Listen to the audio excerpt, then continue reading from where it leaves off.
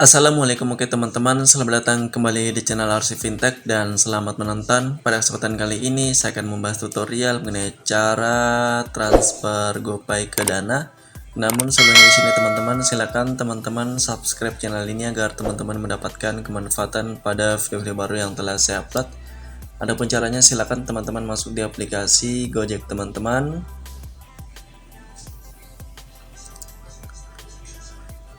Kemudian di sini silakan teman-teman klik bayar.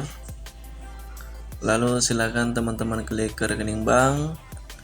Kemudian silakan teman-teman transfer instan ke rekening baru. Di sini silakan teman-teman pilih bank SIM Niaga. Kemudian di sini silakan teman-teman masukkan kode untuk transfer ke Dana yaitu 859. Kemudian silakan teman-teman masukkan nomor aplikasi Dana teman-teman, kemudian silakan teman-teman klik verifikasi sehingga di sini nanti akan ada nama pemilik rekening. Kemudian teman-teman silakan klik lanjut.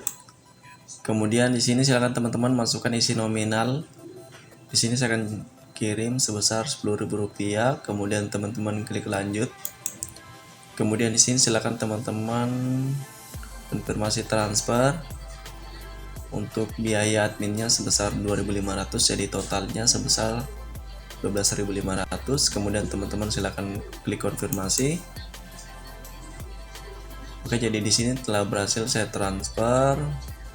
Seperti ini untuk hasilnya.